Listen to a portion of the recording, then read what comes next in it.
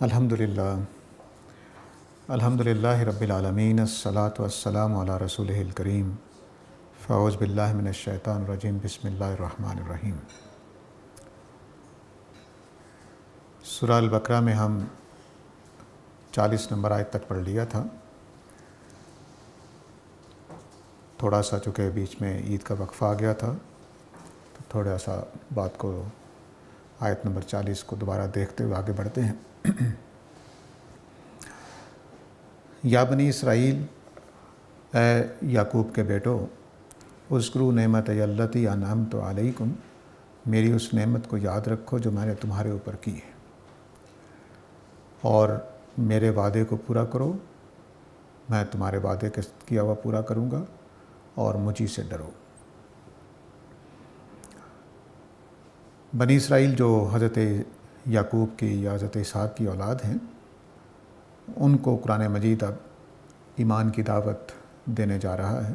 تمہید باندھنے کے بعد تمہید مکمل ہو گئی تھی 39 نمبر آیت پہ۔ اس کے بعد بنی اسرائیل کو، جو اہل کتاب کے نام سے عربوں کے ہاں جانے جاتے تھے، ان کو یہ کہا گیا کہ تم اس وعدے کے مطابق ایمان لے آؤ جو تم سے کیا گیا ہے۔ اب اللہ نے تو ایک ہی بے عہدی کا لفظ ذکر کیا ہے، لیکن ہمارے ذہن میں یہ لفظ پڑھتے ہی 2-3 عہد یاد آ جاتے ہیں۔ ایک تو اسی سیاق سباق میں موجود ہے، حضرت آدم سے کہا تھا کہ فَإِمَّا يَأْتِيَنَّكُم مِّنِّي هُدًى، کہ جب میری طرف سے، آیت نمبر 38 میں، کہ جب میری طرف سے ہدایت آئے تو اس کو ماننا، یہ ایک عہد ہے۔ ایک عہد حضرت موسیٰ کے ہاتھوں سے ان سے لیا گیا تھا کہ تمہارے بھائیوں میں سے ایک رسول آئے گا، تم اس کو مانو گے۔ تو ایک عہد خود آگے چل کر سورہ آل عمران میں قرآن مجید میں بیان کیا گیا ہے کہ اگر تم تورات اور انجیل کو قائم کرو گے تو اپنے اوپر سے اور اپنے پاؤں کے نیچے سے رزق تمہیں ملے گا۔ تو تورات کا قیام، حضرت موسیٰ کا وہ عہد کہ اپنے بھائیوں میں سے کسی رسول کے آنے کو ماننا ہے، اور حضرت آدم کے ساتھ یہ عہد کہ میری طرف سے جب بھی کوئی ہدایت آئے گی تو اس کو مانا جائے گا، نہیں مانو گے تو دوزخ میں جاؤ گے۔ ان کو پیش نظر رکھتے ہوئے جملہ بولا گیا کہ میرا عہد پورا کرو، میں تمہارا عہد پورا کروں گا، ٹھیک ہے؟ یعنی میں تمہیں آسمان سے اور زمین سے رزق فراہم کروں گا۔ وَإِيَّايَ فَارْهَبُونَ، اور مجھے سے ڈرو۔ دو چیزیں اور پیش نظر رہیں۔ اذکروا نعمت اللتی انعمت، میری نعمت کو یاد رکھو جو میں نے تمہارے اوپر کی ہے۔ یاد رکھنا، یاد کرنا، بیان کرنا، ذکر کے یہ سارے معنی ہیں۔ قرآن مجید جب کہتا ہے کہ وَاذْكُرُوا اللَّهَ كَثِيرًا، تو دونوں مطلب مراد ہو سکتے ہیں کہ یاد رکھو اللہ کو بہت، اور یاد کرو اللہ کو بہت۔ یاد رکھو کا مطلب ہے کہ ہر کام کرتے ہوئے یاد رکھا جائے کہ میں نے اللہ کو جواب دینا ہے، اور یاد کرو کا مطلب ہو جائے گا کہ بیٹھ کے تسبیحات پڑھو، ٹھیک ہے؟ دونوں میں مطلب فرق ہو جائے گا۔ پیش نظر یاد رکھنا ہوتا ہے، خواہ وہ کو کلمات پڑھ کے یاد رکھیں، خواہ موقع بے موقع اپنی زندگی میں خدا خوفی کے ساتھ زندگی گزاریں، تو یہ دونوں یاد رکھنے ہیں۔ تو یہاں جب یہ کہا گیا کہ اذکروا نعمت اللتی انعمت علیکم، تو اس کا مطلب ہے یاد رکھو، دوبارہ یاد تازہ کر لو، بھول نہ جاؤ جو میں نے تمہارے اوپر احسان کیا تھا، اس کو فراموش نہ کرو، اس کا کچھ تقاضا ہوتا ہے۔ جب بھی کوئی، ہم بھی ایک دوسرے کے اوپر جب انعام وغیرہ کرتے ہیں تو اس کا کچھ مطلب ہوتا ہے کہ یہ کیوں کیا جا رہا ہے۔ مثلا میں اپنے ملازم کو میں نے بونس دیا کہ چلو بھی بہت اچھا کام کیا، تو اس کا کیا مطلب ہے کہ وہ اگلے دن خرابی کرنا شروع کر دے؟ فطری سی بات ہے کہ نہیں ہوگی۔ تو یاد رکھنے کا مطلب یہاں یہ ہے کہ نعمت کا دینے کا جو تقاضا ہے اس کو پورا کرو۔ تمہیں میں نے امام بنایا تھا، یہ ہم پچھلی دفعہ بات کر چکے ہیں کہ تمہیں ہم نے امام بنایا تھا لوگوں کی ہدایت کے لیے، اس امامت کے فریضے کو انجام دو، نبی کریم صلی اللہ علیہ وسلم کے حوالے سے بھی، نبی کریم صلی اللہ علیہ وسلم کے حوالے سے بھی اس کو پورا کرو۔ تو تم میرا وعدہ پورا کرو گے، میں تمہارا وعدہ پورا کر دوں گا، یعنی تمہیں دوبارہ غلبہ دے دوں گا، تمہیں رزق دوں گا کھلا، سب کچھ ہوگا۔ وَإِيَّايَ فَارْهَبُونَ، اور مجھ سے ڈرتے رہو۔ اس طرح کے جو جملے آ جاتے ہیں، پیچھے جملہ بولنے کی ایک وجہ ہوتی ہے کہ مجھ ہی سے ڈرو۔ اس کا مطلب ہے کہ مخاطب جو ہے وہ کسی اور ڈر کی وجہ سے وہ کام نہیں کر رہا جو مطلوب ہے۔ تو اس لیے کہا جائے گا کہ مجھ سے ڈرو، لوگوں سے نہ ڈرو۔ یہ جملہ جب ہم بولیں گے مجھ سے ڈرو، مجھے سے ڈرو، تو اس کا مطلب ہے کہ کچھ اور لوگوں سے بھی لوگ ڈر رہے ہیں، اس لیے کام نہیں کر رہے ہیں۔ تو یہ ظاہر ہے کہ ہمارے بہت سارے دینی کاموں میں، حق پرستی کے کاموں میں، حق بولنے کے معاملے میں رکاوٹ بن جاتا ہے لوگوں کا خوف۔ معاشی خوف بھی ہوتا ہے، لوگوں کا خوف بھی ہوتا ہے۔ تو اس طرح کی جتنی چیزیں ہیں وہ پھر ہمارے حق گوئی میں، حق کے قبول کرنے میں رکاوٹ بن جاتی ہیں۔ تو اس کا مطلب ہوا کہ پیچھے جو یا بنی اسرائیل جو تھے وہ نبی کریم صلی اللہ علیہ وسلم کو ماننے کے حوالے سے کچھ دوسرے خوف کی وجہ سے مان نہیں رہے تھے۔ اس کو اللہ تعالیٰ نے کہا ہے کہ نہیں، مجھے سے ڈرو، لوگوں سے نہ ڈرو، دنیا کی چیزوں سے نہ ڈرو، مجھ سے ڈرو۔ وَآمِنُوا بِمَا أَنزَلْتُ مُصَدِّقًا لِمَا مَعَكُمْ وَلَا تَكُونُوا أَوَّلَ كَافِرٍ بِهِ۔ اس پر بھی ہم نے بات کر لی تھی کہ تورات کے مطابق جو تصدیق کرنے والی چیز ہے اس پر ایمان لاؤ جو میں نے تمہارے اوپر نازل کی ہے۔ انزلتو بہت دلچسپ استعمال ہوا ہے، یعنی جب میں کہتا ہوں کہ بھئی میری بات مان لو، اپنے بیٹے کو کہہ رہا ہوں میں تمہارا باپ ہوں، میری بات مان لو، تو اس میں سند بن جاتی ہے۔ یہ بات تقویت دینے کے لیے ہوتا ہے۔ تو ایسا نہیں کہا گیا کہ جو کچھ نازل کیا گیا ہے، یہ نہیں کہا گیا جو میں نے نازل کیا ہے۔ تمہیں شرم کرنی چاہیے کہ اللہ تعالیٰ کہہ رہے ہیں کہ میں کلام نازل کر رہا ہوں، تم مان نہیں رہے ہو۔ تو یہ شرم، ادب، لحاظ، یہ ساری چیزیں انزلتو کے ساتھ اس میں آ گئی ہیں۔ مصدقا لما معکم کے معنی عرض کیا تھا کہ اس کا مطلب یہ ہے کہ تورات میں جو کچھ لکھا ہوا ہے اس کے مطابق نبی کریم صلی اللہ علیہ وسلم آئے ہیں اور اس کے مطابق قرآن مجید آیا ہے۔ تصدیق کرنے کا مطلب دونوں ہوتے ہیں کہ اس میں لکھی ہوئی بات پوری ہو جائے، یہ بھی تصدیق ہوتی ہے، اور یہ بھی تصدیق ہوتی ہے کہ یہ قرآن مجید تورات کو کہہ رہا ہے کہ وہ ٹھیک ہے۔ دونوں مطلب تصدیق ہوتے ہیں۔ تو یہاں یہ دوسرے معنی میں نہیں، پہلے معنی میں ہے کہ قرآن میں، تورات میں جو لکھا ہوا تھا نبی صلی اللہ علیہ وسلم کے بارے میں اور قرآن کے بارے میں، وہ پورا ہو رہا ہے، وہ پیشین گوئیاں پوری ہو رہی ہیں، وہ باتیں پوری ہو رہی ہیں، تو اس لیے تصدیق ہو رہی ہے۔ وَلَا تَكُونُوا أَوَّلَ كَافِرٍ بِهِ، تم سنتے ہی دیکھتے ہی اس کا انکار نہ کر دو، یہ میں نے نازل کیا ہے۔ پرانی کتابوں، تمہارے پاس جو کتابیں ہیں ان کی تصدیق بھی کر رہا ہے، تو سنتے ہی اس کا انکار نہ کر دو، بلکہ غور کرو، سمجھو اور اس کو مان لو۔ ایک اس کا مفہوم یہ ہے۔ دوسرا مفہوم یہ ہو سکتا ہے کہ تم اپنی تورات ہی کا انکار نہ کر دو۔ دیکھو میں قرآن مجید نازل کیا ہے، جو تمہاری کتاب تورات میں لکھے ہوئے باتوں کے مطابق ہے، تو تم نبی کریم صلی اللہ علیہ وسلم کا انکار کر کے دراصل اپنی تورات کا ہی انکار کر دو گے۔ یہ دونوں مفہوم اس کے اندر شامل ہو سکتے ہیں۔ وَلَا تَشْتَرُوا بِآيَاتِي ثَمَنًا قَلِيلًا، یہاں سے رہ گیا تھا تو آگے اب ہم بڑھ رہے ہیں۔ وَلَا تَشْتَرُوا بِآيَاتِي ثَمَنًا قَلِيلًا، میری آیتوں کو حقیر قیمت کے عوض نہ بیچو۔ بیچنا دراصل پسند کرنے، ناپسند کرنے، یا اب میری اس کی ضرورت نہیں رہی، میں یہ چیز بیچ کر دوسری لے لیتا ہوں، تو اس لیے پھر یہ ترجیح دینے کے معنی میں، پسند کرنے کے معنی میں استعمال ہو گیا، یا چھوڑ دینے کے معنی میں استعمال ہو گیا کہ دنیا کی حقیر قیمت کے عوض میری آیتیں نہ بیچ ڈالو۔ اب یہ کیا چیز ہے؟ کیا وہ پیسے لے کر قرآن کا انکار کر رہے تھے؟ اس کا بھی امکان ہے کہ کوئی قوتیں ان کو کہہ رہی ہوں جو اہل کتاب کو کہ بھی قرآن کو نہ ماننا، ہم تمہیں اتنا پیسہ دے دیں گے، انکار کر دو۔ اب ایک عالم دین جس کی لوگ ساری بات مانتے ہیں، وہ اگر کہہ دے کہ نہیں قرآن مجید پشین گوئیوں کے مطابق نہیں ہے، تو بہت بڑی کمیونٹی کے اوپر اثر انداز ہو سکتا ہے۔ تو اس طرح کے موقعوں پر یہ بھی ہوتا ہے کہ کچھ لوگوں کو پیسے دے دیے جاتے ہیں کہ آپ ایمان نہ لائیے یا آپ انکار کر دیجیے۔ لیکن ایک مفہوم یہ بھی ہے کہ میں جب دنیا کا فائدہ دیکھ رہا ہوں کہ اچھا اہل کتاب رہنے میں مجھے فائدہ ہے، سارا خاندان میرا اہل کتاب کا ہے، دوستیاں ہیں، یاریاں ہیں، کاروبار چل رہے ہیں، اگر میں نبی صلی اللہ علیہ وسلم پر ایمان لے آؤں تو یہ تو سب کچھ چھن جائے گا، تو یہ بھی ثمناً قلیلہ ہو جائے گا کہ دنیوی نقصان سے بچنے کے لیے میں اللہ کی آیتوں کو نہیں مان رہا۔ حالانکہ بات واضح ہو گئی ہے کہ یہ کلام الہی ہے۔ وَإِيَّايَ فَاتَّقُونِ، تو اس ضمن میں بھی مجھے سے ڈرو۔ وہی بات جو میں نے پہلے عرض کی تھی کہ یہاں پر بھی یہ بات مقدر ہے کہ ایمان نہ لانے کی وجہ ان کا کوئی خوف بن رہا ہے۔ تو چونکہ ثمناً قلیلہ ہے تو واضح طور پر یہاں مالی نقصان، حیثیت کا نقصان. عرب کے معاشرے میں اہل کتاب کو ایک پیشوائی کا مقام حاصل تھا دور جاہلیت میں، کیونکہ یہ کہتے تھے ہمارے پاس اللہ کی کتاب ہے، اللہ کا قانون ہے، اللہ کی 2 کتابیں ہمارے پاس ہیں، تو تمہارے پاس تو اللہ کی کتاب نہیں ہے. امی کا مطلب یہی تھا کہ جس کے پاس اللہ کی کتاب نہیں ہے. تو اس معنی میں وہ اپنی مشیخت قائم رکھتے تھے. آپ لوگوں جو سیرت پڑھتے ہیں انہوں نے سنا ہوگا کہ سیرت میں لکھا ہوا ہے کہ حضرت عبد المطلب نے جب نظر مان رکھی تھی کہ میرے 10 بیٹے ہوئے تو میں اپنے ایک بیٹے کو اللہ کی راہ میں قربان کروں گا، تو اب 10 بیٹے ہو گئے. تو حضرت عبداللہ جو نبی کریم صلی اللہ علیہ وسلم کے والد گرامی ہیں، ان کے ذبح کرنے کا معاملہ آ گیا کہ اب اللہ کی راہ میں کو ذبح کرنا ہے، 10 بیٹے ہو گئے ہیں.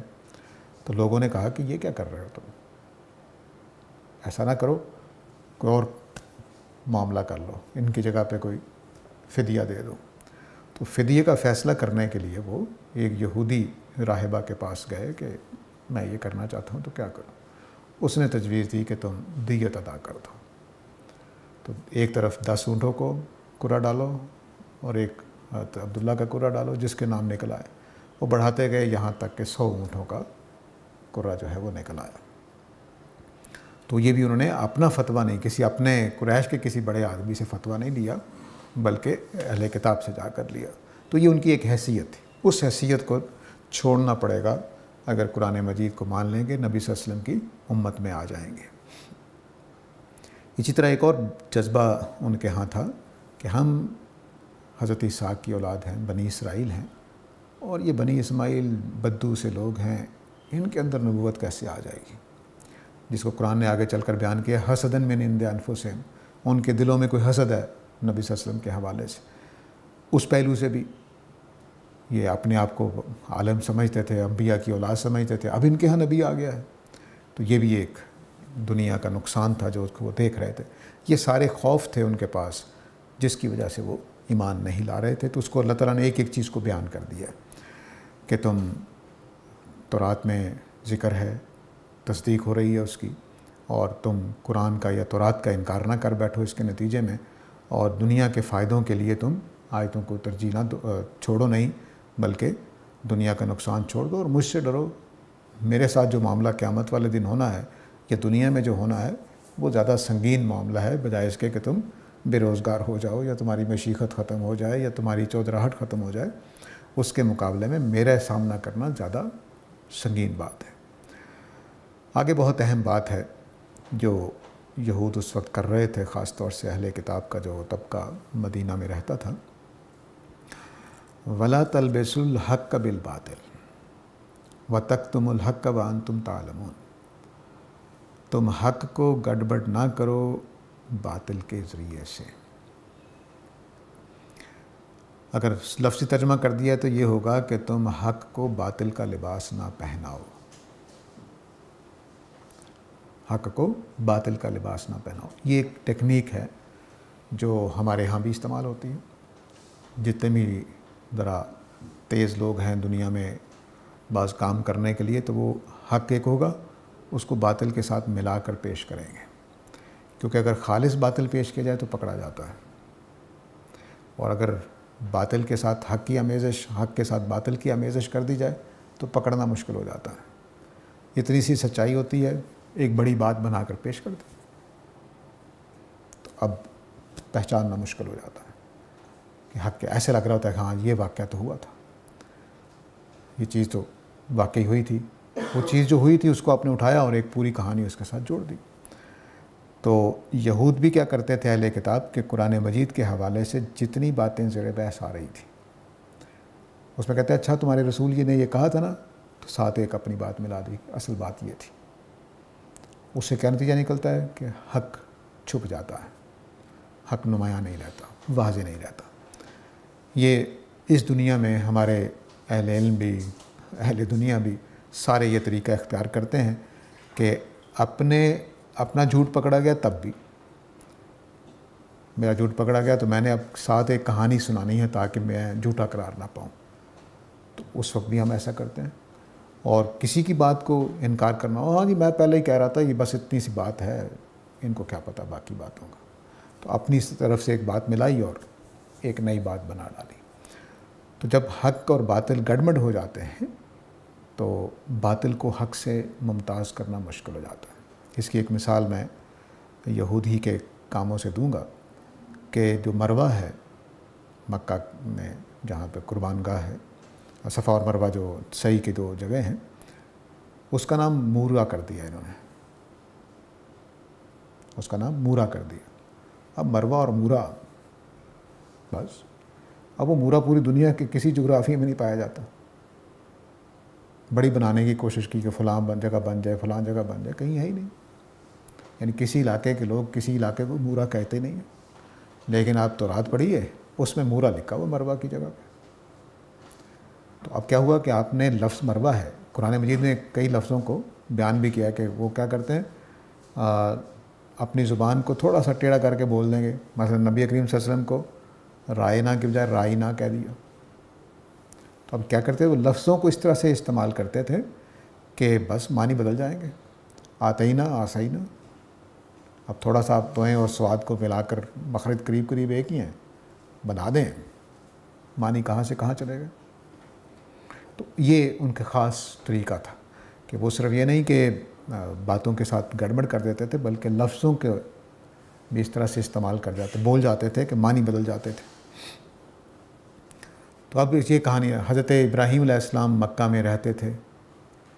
یعنی ہمارے مسلمان بھی یہ کہانی مانتے ہیں کہ زیادہ تر وہ کنعان میں رہتے تھے، کبھی کبھی ملنے آ جاتے تھے حضرت اسماعیل سے، ایسا ہی انہوں. لیکن حقیقت کیا ہے، کبھی کبھی کنعان جاتے تھے، رہتے یہیں پر تھے حضرت اسماعیل کے ساتھ. تو پھر اس علاقے میں آئے ہی نہیں. یہود نے پورا زور لگایا ہے کہ اس علاقے میں آئے نہیں. آگے چل کر جب اللہ تعالیٰ کہیں گے کہ اس میں مقام ابراہیم ہے، کیسے انکار کر سکتے ہو. وہ دلیل دے رہے ہیں کہ مقام ابراہیم رہنے کی جگہ ابراہیم کی، تو جہاں تو ابراہیم رہتے رہے ہیں تم اس کا انکار کیسے کر سکتے ہو. اب ہمیں تو مقام ابراہیم وہ ایک علامتی سے نشان ہے جو خانہ کعبہ میں لگا ہوا ہے، تو ہم سمجھتے ہیں وہی مقام ابراہیم. ان کا گھر تھا وہاں پر، دراصل جس جگہ وہ نشان سا بنا ہوا ہے ان کے رہنے کی جگہ تھی.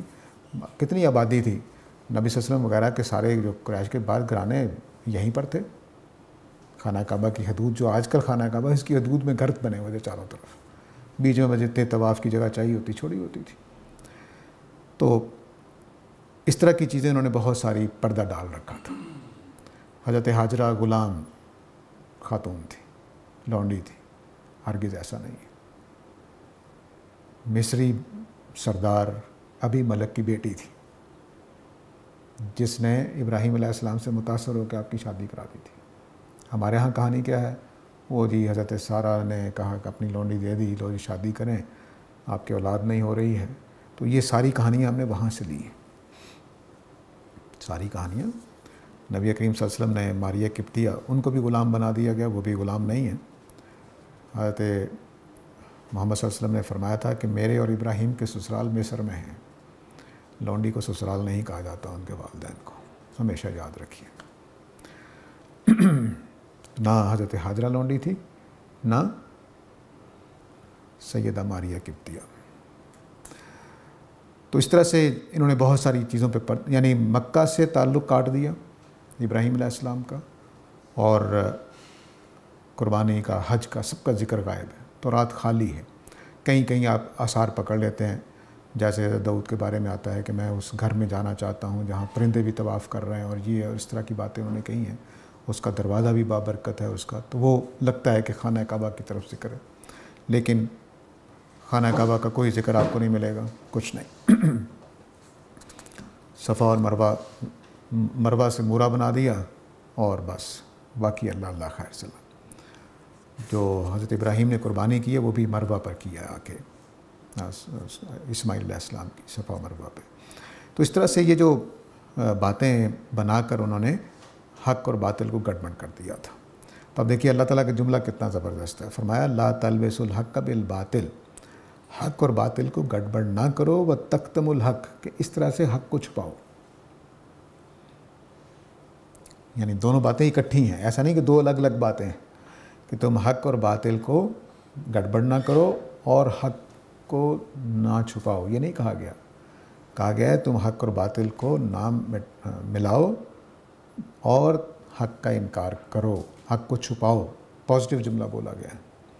یعنی یہاں پہ سمجھ لیجیے کہ ان کا مفہوم حذف ہے کہ تم حق اور باطل کو اس طرح گڑبڑ نہ کرو اور یوں حق کو نہ چھپاؤ جب کہ تم جانتے ہو. جانتے ہو کیا مطلب؟ کہ تم ان ساری حقیقتوں کو جانتے ہو. کہتے ابراہیم اس علاقے میں آئے تھے، نبی کریم صلی اللہ علیہ وسلم کو پہچانتے ہو، تورات کی پیشین گوئیاں تمہارے سامنے ہیں، ان کے مطابق ہو رہا ہے، لیکن تم آگے چل کر اللہ تعالیٰ نے بیان کیا کہ تم اپنے بیٹوں کی طرح پہچانتے ہو. تو اس کو یہاں بیان کیا کہ تم جانتے ہو. جرم جو ہے وہ جانتے بوجھتے کرنے سے ہی ہوتا ہے. بے خیالی میں خطا سے جو کام ہو جاتے ہیں ان کو پر اللہ تعالیٰ سزا نہیں دیں گے، لیکن جو جانتے بوجھتے شعور کے ساتھ ہم کام کرتے ہیں انہی پر گرفت ہوگی. تو اس لیے وانتم تعلمون سے اللہ تعالیٰ بتا رہے ہیں کہ تم مجرم قرار پا رہے ہو. ایسا نہیں کہ بس بے خیالی میں کوئی بات ہو گئی ہے، نہیں، تم مجرم قرار پا رہے ہو. اس کے بعد فرمایا وَأَقِیمُوا الصَّلَاةَ وَآتُوا الزَّکَاةَ وَارْکَعُوا مَعَ الرَّاکِعِینَ. تم نماز قائم کرو، زکوٰۃ ادا کرو اور رکوع کرنے والوں کے ساتھ رکوع کرو، جھکنے والوں کے ساتھ جھک جاؤ. یہ آیت بہت اہمیت رکھتی ہے اپنی مقام کے اعتبار سے. جو قومیں نماز اور زکوٰۃ سے گریز کر لیتی ہیں یا جو افراد، وہ ہدایت پر قائم نہیں رہ سکتے. یہ ہمیشہ یاد رکھیے. قریش کے بارے میں بھی ایک وعدہ تھا کہ ان کو اس وقت تک خلافت ملی رہے گی جب تک نماز پڑھتے رہیں گے. تو دین کے اوپر قائم رہنے کے لیے نماز اور زکوٰۃ کی پابندی بہت ضروری ہے. تو اب چونکہ یہ ہدایت کو نہیں مان رہے تھے تو اللہ تعالیٰ نے کہا کہ تم نماز قائم کرو اور زکوٰۃ دو تاکہ تمہارے اندر ایمان بیدار ہو اور تم ماننے والے بنو. تو یوں سمجھ لیجئے کہ سہارا دینے کے لیے، آمادہ کرنے کے لیے یہ حکم ہوتا ہے. دوسری بات یہ معلوم ہو رہی ہے کہ اہل کتاب اپنی نماز چھوڑ چکے تھے. یہ بھی معلوم ہو رہا ہے. یا اس طرح کی نماز پڑھتے ہوں گے جس طرح کی آج کل ہم پڑھتے ہیں، گئے 2-4 سجدے کیے اور واپس آ گئے، ایسا لگتا ہے. تو نماز اس لیے اقیمو کا لفظ بولا گیا ہے. اقیمو کے اندر اہتمام کرنے کا مطلب ہوتا ہے اور قائم رکھنے کا مفہوم ہوتا ہے. اس سے یعنی صحیح رکھنے کا مفہوم اور اہتمام کرنے کا مفہوم. جب عرب کہتے ہیں کہ اقمت الرمح، میں نے نیزہ سیدھا کر دیا، نیزہ ٹیڑھا ہوا تھا، میں نے اس کو سیدھا کر دیا. تو نماز کو صحیح رکھو اور نماز کا اہتمام کرو. یہ اس کے اندر صحیح رکھنے سے اہتمام خود بخود پیدا ہو جائے گا کہ اگر میں نے صحیح طرح سے نماز پڑھنی ہے، یعنی آپ جیسے ہی آپ اذان ہو فوراً اٹھیں، وضو کریں، اس کے لیے اپنے آپ کو ذہنی طور پہ آمادہ کریں، ذہن خالی کریں، جو کام اس وقت آپ کر رہے ہیں اس میں نہ الجھا رہے، آپ نماز کے لیے جا کر تسلی سے نماز پڑھیں. یہ سارا کچھ اس میں شامل ہو جائے گا.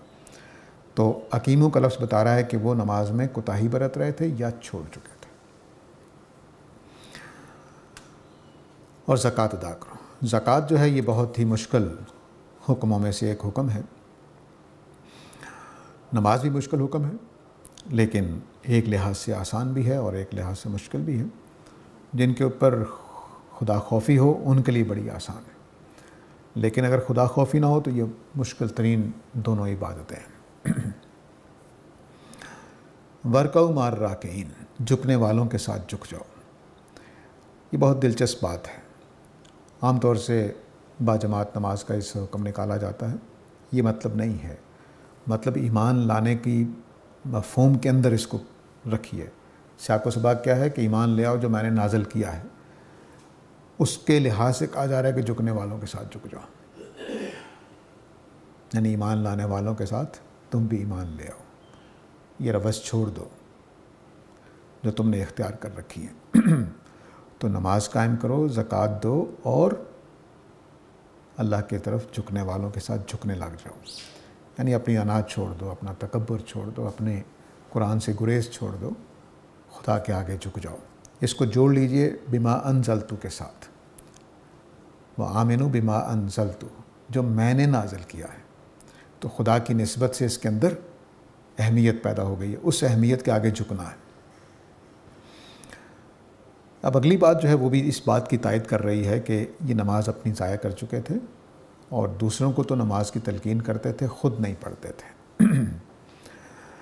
تو فرمایا أَتَأْمُرُونَ النَّاسَ بِالْبِرِّ وَتَنْسَوْنَ أَنفُسَكُمْ وَأَنْتُمْ تَتْلُونَ الْكِتَابَ أَفَلَا تَعْقِلُونَ. کیا تم لوگوں کو تو نیکی کا حکم دیتے ہو اور خود اپنے آپ کو بھول جاتے ہو؟ بر جو ہے وہ یہاں نیکی کے ترجمہ ہم کر دیتے ہیں، ہماری اردو میں اس کا سب سے اچھا قریبی لفظ نیکی ہی ہے، لیکن اصل اس کے معنی وفاداری کے ہیں. تو نیکی بھی وفاداری کی ایک شکل ہوتی ہے. خدا کے ساتھ وفاداری نیکی ہے. اور جب ہم نماز پڑھ رہے ہوتے ہیں تو یہ باوفا عمل ہے کہ میں نے جو خدا کی بندگی ہے اس کی وفا کر رہا ہوں، اس کو پورا کر رہا ہوں. تو اس لیے تأمرون الناس بالبر کے اندر پورے دین کو اپنانے کا حکم بھی شامل ہے اور نیکی کرنے کا مفہوم بھی شامل ہے. تو مطلب یہ ہے کہ تم نے خود نماز چھوڑ رکھی ہے اور لوگوں کو نماز کا حکم دیتے ہو. تم نے خود وعدہ وفا نہیں کر رہے ہو، لوگوں کو وعدہ وفا کرنے کا کہتے ہو. یہ تو غلط بات ہے. تو جو اللہ نے تم سے وعدہ لیا تھا اس کو پورا کرو، یہ وفاداری کا لازمی تقاضا ہے. اور جو اللہ کے حقوق تم پر قائم ہوتے ہیں ان کو ادا کرو، یہ لازمی بات ہے. تو بر کا مطلب لفظ اس چیز کو ادا کرتا ہے. بر جو ہے یہ ساری دین کی جان ہے. بر بمعنی وفاداری سارے دین کی جان ہے. اگر آپ کے اندر وفاداری نہیں ہے تو آپ دین کیا دنیا کے کسی کام پر بھی باقی نہیں رہ سکتے، نہیں رہ سکتے. مثلا میں نے شادی کی، ایک بیگم کی ذمہ داری اٹھا لی کہ اس کا نان نفقہ دینا ہے. میں وفادار ہی نہیں ہوں، نہ جنسی اعتبار سے وفادار رہا، نہ کمائی کے اعتبار سے رہا، تو گھر کیسے چلے گا؟ شادی کیسے کامیاب ہوگی؟ اسی طرح خدا کے ساتھ میں نے بندگی کا عہد باندھ دیا، پورے نہیں کیا. اور بندگی کا عہد میں عہد الست سے باندھ کے آیا ہوں، پیدائش سے پہلے سے. تو وفاداری جو ہے وہ دراصل ہر چیز کو کر گزرنے کا نام ہے. جو آپ نے عہد باندھا، جو آپ کے حقوق آپ کے اوپر عائد ہوئے، جو آپ کے فرائض بنے، ان کو کر جانے کا نام وفاداری ہے. تو اگر کسی نے وفاداری نہیں کی تو کسی بھی میدان میں، آپ کاروبار میں چلے جائیے، دو کاروباری آپس میں اشتراک کر کے کاروبار شروع کریں اور ایک بے وفائی کرنے لگ جائیں تو کاروبار برباد ہو جائے گا. میاں بیوی میں سے دونوں ایک دوسرے کے ساتھ کوئی ایک بے وفائی کرنے لگ جائے، برباد ہو جائے گا سارا کچھ. تو اس لیے وفاداری پہلی شرط ہے کسی بھی آدمی کے اچھا ہونے کے لیے. اور یہ ساری جتنے بھی کام ہم کر رہے ہوتے ہیں سارے کے سارے وفاداری پر کھڑے ہیں، دین بھی اور دنیا بھی. تو یہ بنیادی وصف ہے جس کو یہاں ایڈریس کیا جا رہا ہے کہ تم لوگوں کو تو بڑا وفاداری کا سبق دیتے ہو، یہ کر لو وہ کر لو، لیکن اپنے آپ کو بھول جاتے ہو. تو وفاداری کہاں کیا مطلوب ہے؟ میرے اس عہد کو پورا کرو جو میں نے تم سے کیا تھا، اس کی وفاداری پیش نظر ہے. ہم نیکی کا ترجمہ کر کے یہاں پر ساری بات کا ربط ٹوٹ جاتا ہے اوپر سے. تو وفاداری تھی نماز پڑھنا، وفاداری تھی زکوٰۃ دینا، وفاداری تھی خدا کے آگے جھک جانا. جہاں بات واضح ہو گئی ہے، جھکنے والے جھک رہے ہیں تو جھک جائیں اس کے آگے، یہ وفاداری تھی. وفاداری عہد پورا کرنا تھا. وفاداری دنیا کے بدلے آیتوں کو چھوڑنا نہیں تھا، اس کو پوری بات کے اوپر تبصرہ ہے، نہ کہ یہ صرف نماز کے ساتھ جو پچھلی آیت ہے اس کے ساتھ نہیں ہے، پوری بات کے ساتھ جوڑ دیا اس کو کہ کیا تم لوگوں کو تو وفاداری کا حکم دیتے ہو اور اپنے آپ کو بھول جاتے ہو جبکہ کتاب بھی پڑھتے ہو. یہاں کتاب سے مراد تورات ہے. کتاب جو ہے قرآن مجید میں مشکل ترین لفظوں میں سے بن گیا ہوا ہے. آسان ترین لفظ ہے لیکن مشکل ترین لفظوں میں بن گیا ہوا ہے. کتاب کے معنی خط کے بھی ہوتے ہیں، لکھی ہوئی چیز کے بھی ہوتے ہیں. کتاب کے معنی مضمون کے بھی ہوتے ہیں. کتاب کے معنی کتبے کے بھی ہوتے ہیں جو قبر پر لگا ہوتا ہے. کتاب کے معنی بک کے بھی ہوتے ہیں، جس طرح یہ ہمارے سامنے ایک کتاب پڑھی ہے. اور کتاب کے معنی قانون کے بھی ہوتے ہیں. ٹھیک ہے. تو اب یہاں کس معنی میں ہے؟ تورات کتاب کے معنی میں، کہ تم تورات پڑھ رہے ہو جس میں ساری وفاداری کے قوانین بیان کیے گئے ہیں، لیکن عمل کیا کرتے ہو؟ وفاداری تمہارے اندر ہے ہی نہیں۔ افلا تعقلون، تم سمجھ سے کیوں کام نہیں لیتے ہو؟ تعقلون کا مطلب ہے سمجھنا، باتوں کو سمجھنا، حقیقت تک پہنچنا، تضادات کو دیکھنا، اس طرح کی چیز۔ تو تضاد ہے تمہارے اندر، کہتے کچھ ہو کرتے کچھ ہو، اس کے مطابق زندگی نہیں گزارتے ہو۔ تو اب یہ جو پوری بات اللہ تعالیٰ نے اقیم الصلاۃ سے شروع کی، یہ ان کو وہ بنیادی احکام دیے جن کی وجہ سے پھر وہ قرآن کو مان سکتے تھے۔ نماز پڑھنے کا عمل شروع کرو صحیح طرح سے، اہتمام کے ساتھ۔ حکیموں کے میں نے 2 معنی بتائے ہیں، دونوں کا یہاں پیش نظر ہے کہ نماز کو صحیح رکھو، یعنی اہتمام کے ساتھ پڑھو۔ ہماری طرح ٹکرے مارنے والی نماز نہیں ہونی چاہیے۔ اقیم الصلاۃ کا مطلب یہ ہے۔ اور آتوا الزکوٰۃ، زکوٰۃ بھی دو اللہ کی راہ میں۔ یہ جو ہمارے اسلام حضرت آدم سے شروع ہوا اور نبی کریم صلی اللہ علیہ وسلم پر مکمل ہوا آ کر، ان کے اس دین کے اندر 2 بنیادی رکن ہیں، نماز اور زکوٰۃ۔ یہ سمجھ لیجیے کہ پورے دین کو 2 لفظوں میں خلاصہ کر دیا جاتا ہے۔ ہمارے پاس 2 ہی چیزیں ہوتی ہیں، ایک ہمارا بدن ہے، صلاحیتیں ہیں، وقت ہے، اور دوسری چیز ہمارے پاس مال ہے۔ ان دونوں کے حقوق 2 لفظوں میں بیان ہو جاتے ہیں۔ تو یہ دین کی جامع تعبیر ہے۔ صلاۃ خدا کے حوالے سے اس کے حقوق کی یاد دہانی کراتی ہے، زکوٰۃ انسانوں کے اعتبار سے ان کے حقوق کی یاد دہانی کراتی ہے۔ تو اس طرح سے یہ پورے دین کا کور کر لیتے ہیں، لیکن بہرحال 2 بنیادی ہونے کی وجہ سے ان کا ذکر کر کے دین پورا مراد ہو جاتا ہے بعض اوقات۔ تو اب یہ کہا کہ نماز قائم کرو، زکوٰۃ دو، اور جھکنے والوں کے ساتھ جھک جاؤ، اور تم لوگوں کو تو وفاداری کا حکم دیتے ہو، مشورہ دیتے ہو، اور اپنے آپ کو بھول جاتے ہو جب کہ تم بھی کتاب پڑھ رہے ہو، تمہارے لیے بھی وہی حکم ہے۔ تو تم اس کو سمجھتے کیوں نہیں کہ تم تضاد فکر کا، تضاد عمل کا شکار ہو؟ افلا تعقلون سے مطلب یہ ہے۔ وَاسْتَعِینُوا بِالصَّبْرِ وَالصَّلَاةِ، یہ اب نسخہ مرض کا علاج تجویز کیا جا رہا ہے کہ تم مدد لو نماز سے بھی اور صلاۃ سے بھی۔ وَإِنَّهَا لَكَبِيرَةٌ إِلَّا عَلَى الْخَاشِعِينَ، اور بلا شبہ یہ بہت سنگین ہے مگر خاشعین پر، اللہ سے ڈرنے والوں پر۔ وَاسْتَعِینُوا بِالصَّبْرِ، مدد لو صبر سے۔ صبر سے ایمان لانے میں مدد کیا لی جائے گی؟ قرآن پہ ایمان لانا پیش نظر ہے، تو کہا جا رہا ہے کہ صبر سے مدد دو۔ ہمارے ہاں بعض لوگوں نے اسے غیر اللہ سے مدد لینے کے معنی میں لیا ہے کہ اگر صبر سے مدد لی جا سکتی ہے تو بزرگوں سے کیوں نہیں لی جا سکتی؟ تو چونکہ بات کو سمجھے نہیں ہیں، اس لیے صبر کا مطلب ہے عربی زبان، ایک صبر ہمارے اردو کا ہے کہ تکلیف ہو تو چیخنا چلانا نہیں ہے، یا دوسرا مطلب ہوتا ہے جلد بازی میں نہیں پڑھنا، صبر سے کام لو۔ عربی زبان میں صبر کا مطلب یہ نہیں ہے۔ عربی زبان میں صبر کا مطلب یہ ہے کہ ہر حالت میں سچائی پر قائم رہنا، صحیح رویے پر قائم رہنا۔ صبر کا مطلب عربی زبان میں یہ ہے، ہر حالت میں سچائی پر قائم رہنا اور صحیح رویے پر قائم رہنا۔ مثلا ہر حالت میں توحید پر قائم رہنا۔ اللہ نے اولاد دی ہے تب بھی، نہیں دی تب بھی، اللہ نے رزق دیا تب بھی، نہیں رزق دیا تب بھی، خدا کی توحید پر قائم رہنا ہے، خدا پر ایمان پر قائم رہنا ہے، یہ صبر ہوگا۔ اور صبر یہ بھی ہے، میں نے جو پہلو بیان کیے کہ سچائی پر قائم رہنا اور صحیح رویے پر قائم رہنا۔ آپ نے مجھے گالی دی، گالی دینا اسلام میں منع کیا گیا ہے، میں آپ کو کسی صورت میں گالی نہیں دوں گا۔ اب میں نے رویے میں صحیح رویے پر قائم رہا، یہ صبر ہے۔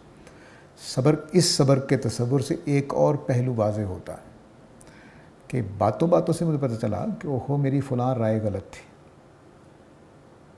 تو اب صبر کیا ہوگا کہ میں غلط بات چھوڑ کر صحیح بات پر چلا جاؤں، کیونکہ میں نے ہر حالت میں سچائی پر قائم رہنا ہے۔ تو فرمایا کہ صبر سے مدد دو، یعنی سچائی پر ثابت قدمی کے عمل سے مدد دو گے تو نبی صلی اللہ علیہ وسلم کو مان لو گے۔ کتنی بڑی بات ہے کہ میں نے ہر حالت میں سچائی پر قائم رہنا ہے۔ آپ میری غلطی بتائیں گے، میں صحیح بات پہ آ جاؤں تو کیا ہے؟ صبر۔ اردو کے لحاظ سے کیا ہے؟ بے صبری۔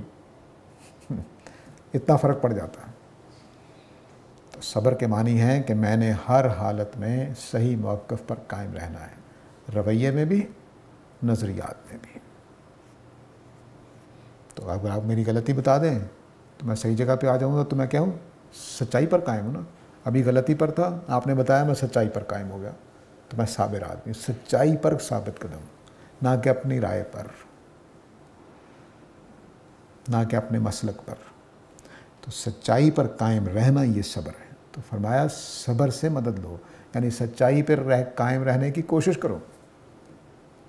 یہ کوشش کرو گے تو سچائی پہ آ جاؤ گے، نبی کریم صلی اللہ علیہ وسلم کو بھی مانے بغیر نہیں رہو گے۔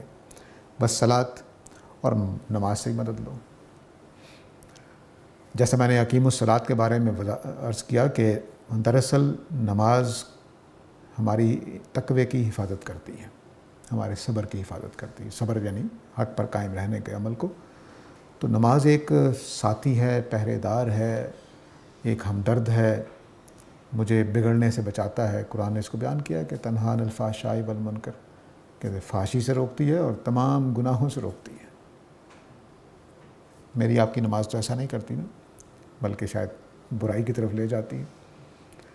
وجہ یہ ہے کہ ہم اقیم الصلاۃ نہیں کرتے ہیں، یعنی نماز کو صحیح طریقے سے ادا نہیں کرتے۔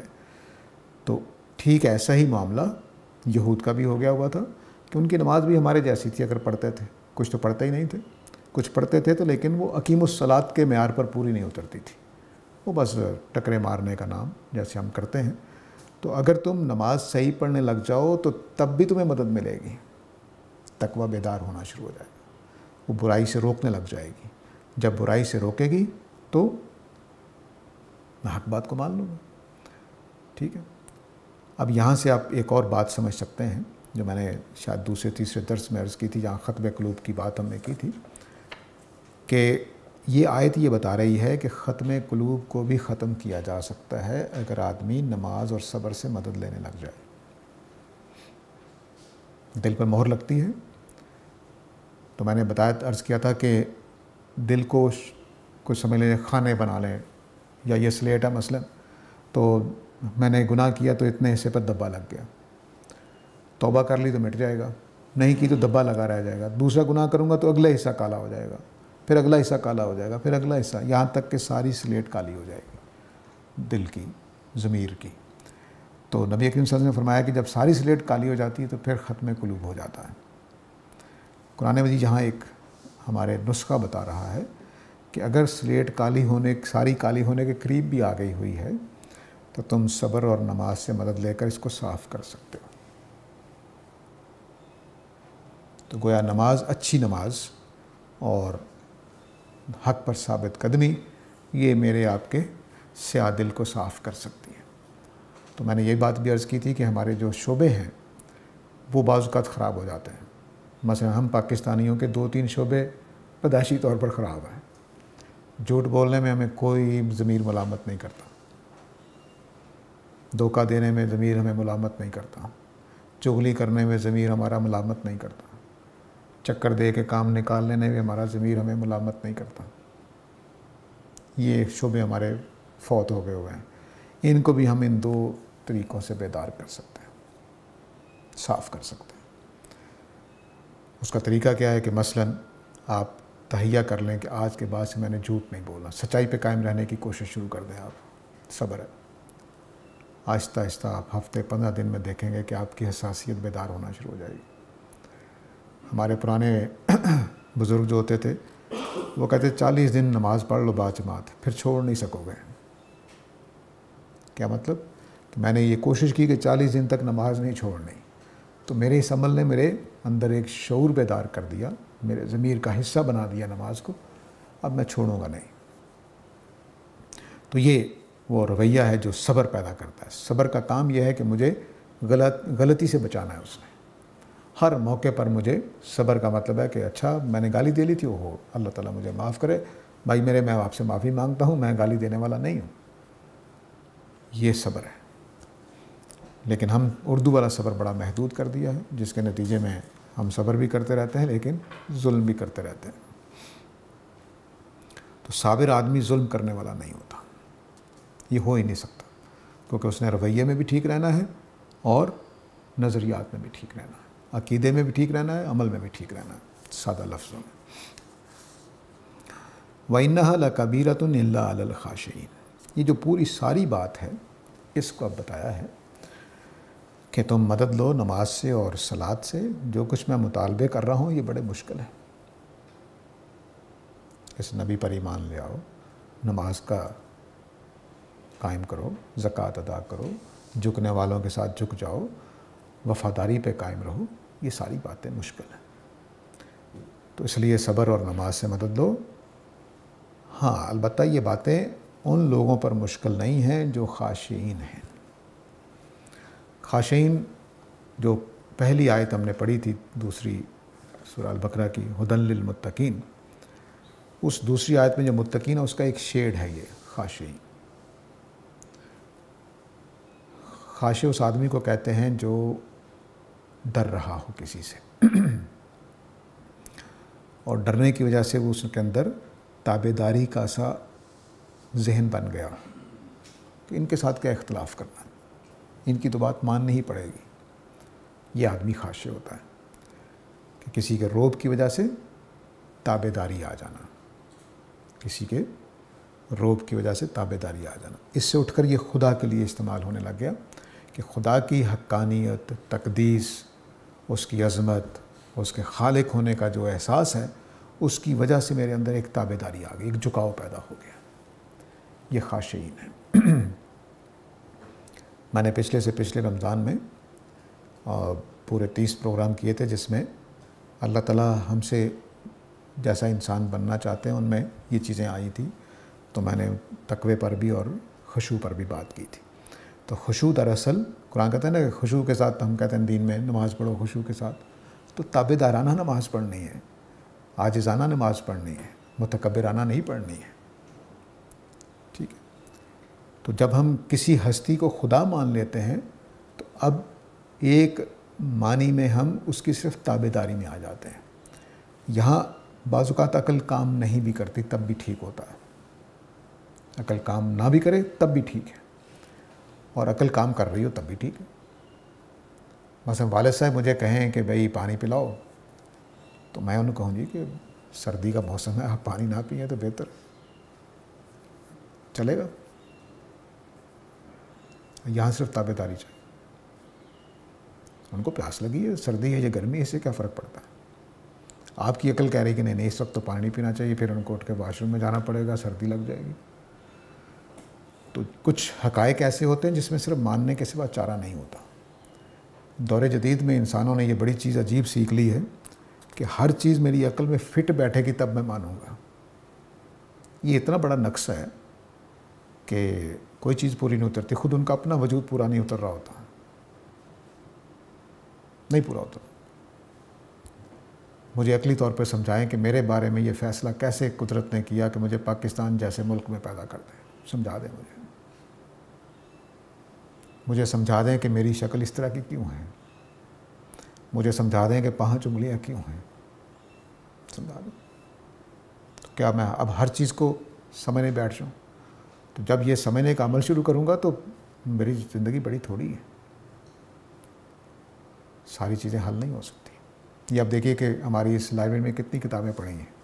کوئی آدمی کہے کہ میں نے یہ سارا ہی علم سیکھنا ہے، اسے ہفتے بعد پاگل خانے داخل کرانا پڑے گا. نہیں سیکھ سکتا کہ ان ساری کتابوں کا وہ حافظ جاننے والا بن جائے، نہیں ہو سکتا. بڑے سے بڑا عالم لے آئیں، بڑے سے بڑا سائنسدان لے آئیں، اپنے شعبے کا ماہر ہوتا ہے بس. اور وہ ہم ہی میں نے دیکھا ہے جب وہ ڈائلاگ کر رہے ہوتے ہیں آپس میں تو دوسرا بتا رہا ہوتا ہے نہیں بات یوں ہے، آپ شاید یہ بات فراموش کر گئے، آپ نے شاید وہ تحقیق نہیں پڑھی، آپ کے ساتھ سامنے وہ بات نہیں ہے. یہ ہو رہا ہوتا ہے. ایسے لوگ جن کا روب ہوتا ہے علمی طور پر، بڑے پڑھے لکھے ہیں، بہت کچھ جانتے ہیں، تو دنیا کے اندر کچھ چیزیں مانی ہوئی لی جاتی ہیں، اس کے اندر رہنا پڑتا ہے۔ تو میں یہ سبق نہیں دے رہا کہ بے عقلی کا راستہ اختیار کریں، صرف یہ بتانا چاہ رہا ہوں کہ کچھ دائرے ایسے ہوتے ہیں جہاں پر خشوع کام آتا ہے، جہاں پر تابع داری ہی اصل چیز ہوتی ہے۔ تو اپنی کائنات، اپنی دنیا، اس کے نارمز، اس میں چلتے ہوئے معاہدے، اب ٹریفک کا قانون بڑا تکلیف دیتا ہے بعض اوقات، ایمرجنسی ہوتی ہے، دفتر میں دیر ہو رہی ہے، یہ ہو رہا ہے، کھڑا ہونا پڑے گا، عقل کہہ رہی ہے کہ نکل جاؤ،